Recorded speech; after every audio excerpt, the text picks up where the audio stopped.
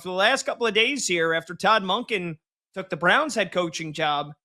Well, for me, somebody that, is becoming more and more invested in Big Blue and the New York Football Giants, I was wondering who the offensive coordinator was going to be. And today we found out it is reportedly going to be Matt Nagy, a guy that, Brad, you know very well from his time as the head coach of the Chicago Bears up until 5 years ago, and a guy that's been the offense coordinator for the Kansas City Chiefs here for the last couple of seasons. I feel like this has been universally ripped by a lot of folks around the world on social media. Maybe we could play some sound from Nick Costos in a little bit. Nick, you bet or you bet, 9 a.m. to 12 p.m. Eastern, right here on the same network. Big Giants fan. He didn't like it. I got to be honest. I'm kind of sick and tired of Matt Nagy's name being dragged through the mud this offseason. Again, I'll say it a million times till I'm blue in the face. I don't care how bad the offense was in the last 2 years that he was there. In 4 seasons as the head coach of the Chicago Bears, Matt Nagy took the Chicago Bears to the playoffs twice with Mitch Trubisky as the quarterback. And I think that people forget just how of an impossible of a task that probably seemed at the time, including in year one, where they did go 12-4, and the offense was actually borderline a top 10 offense in the NFL. Okay, but it didn't end well, and I understand that. He's not being asked to be the head coach. All he's asked to do is be the offensive coordinator. Yes, call the plays. Yes, run the offense. Yes, get the most out of Jackson Dart. But there aren't many people in the NFL right now, let alone guys that were up for jobs, that have as much experience and are yet still as kind of young as Matt Nagy. He's only 47 years old. And yeah, he's a Jersey guy, so I'm going to give him a lot of credit here. And I'm going to lift up Matt Nagy when a lot of people are trying to tear this guy down. Matt Nagy, who was with the Kansas City Chiefs from 2013 to 2017, that's why he got the Bears job. He went back to Kansas City, and in his first year as offensive coordinator of the Kansas City Chiefs, they have more than 7,000 yards of offense. But the last 3 years, they've regressed. Who do we want to blame? Matt Nagy wasn't calling the plays. Maybe we should put the blame of the regression of the Kansas City Chiefs on the guy calling the plays and the guy running the show, Andy freaking Reid. Matt Nagy has worked with one of the great quarterbacks we've seen in the last 50 years of this sport, and he got Mitch Trubisky-led Chicago Bears team to the playoffs twice. I think that's worth saying something there, and I think that we need to put a little bit more respect on Matt Nagy's name. I trust him that he's going to get the most out of Jackson Dart, that he's going to help Jackson Dart realize his potential, and this Giants offense is going to be a near top 10 unit next year. I believe in Matt Nagy. I like the hire. I think it's a very safe. Yes, it's safe. And, in some regards, is it boring? What, because he's not a 35-year-old hotshot whose name we didn't know about 8 months ago and he's never called plays because it's a guy that has experience? I think this is ridiculous. Matt Nagy's name is getting dragged here. This is a good hire from the New York Giants. It's a good hire. Yeah, he's no Nathan Shieldhouse. I think that's who we're maybe alluding to. 35-year-old hotshot up-and-comer offensive coordinator potentially for an organization. But I agree, man.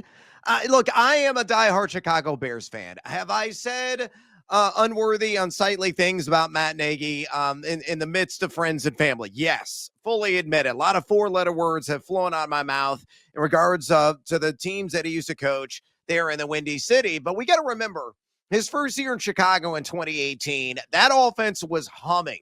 He was top 5 in the NFL in total yards per game. He was top 5, actually top 10 in the NFL, number 9 to be exact, in points per game. Now, it went downhill from there afterwards and eventually led to his exit, but he ramped back up as the OC in Kansas City.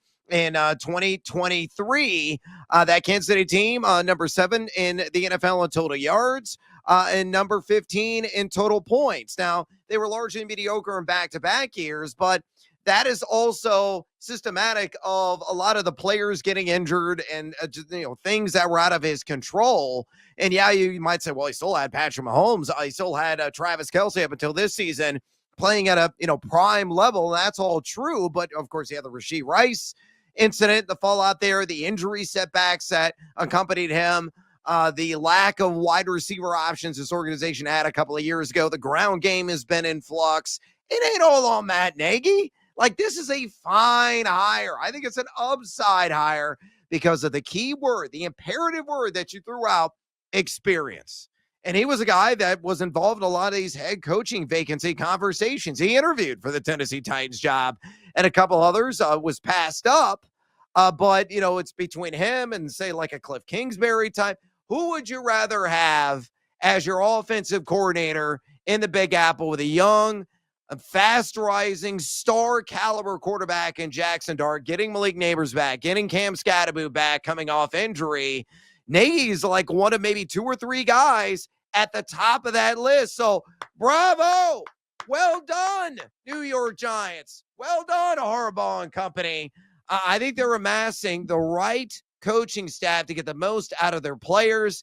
And, maybe this is me drinking from a glass half full, or maybe I'm doing too much radio with Pat Boyle and his Giants fandom is rubbing off on me. But this is going to be a playoff team next year, and Matt Nagy's going to have a lot to do with it. So show the man some damn respect. He's got some Rodney Dangerfield appeal. Oh, all right. I'm surprised. And look, I know that. And look, that's very fair that you had a lot of 4-letter words to throw at Matt Nagy. I still don't know how the guy's last name is pronounced. Maybe that'll be the first thing that when he does his first press conference for the New York Giants, we get somebody can ask him, is it Nagy or Nagy, so we can get it. We all could be on the same page for once, because I've heard it both ways 1,000 different times. Anyway. Right. I'm surprised. And look, you had every reason to not to hate the guy at the end of his time with Chicago, right? Because what started out as so promising, it did fizzle out, and the offense did fizzle out. But you mentioned all the problems, and you've mentioned all the problems in Kansas City. You lose Tyreek Hill, Travis Kelce falls off. Travis Kelce all of a sudden is his late 30s. He's washed up. The injuries to Rashee Rice and the off the field issues, the lack of a run game, the offensive line stinking. But again, he's not the one calling the plays, so that's Andy Reid. But either way, I think that, when he takes over this Giants offense here, we're going to find out pretty quickly what they're about. We're going to find out pretty quickly how much Nagy's imprints are on this offense. And I'm really excited to see it. I really am. I got to be honest. I would have been just as excited if it was Cliff Kingsbury. But I know that there's a lot of Giants fans out there today that are saying, wow, look what Cliff Kingsbury did with Jaden Daniels last year, and we choose Matt Nagy. We choose Matt Nagy over Cliff Kingsbury, a guy that basically took the Commanders to the NFC title game.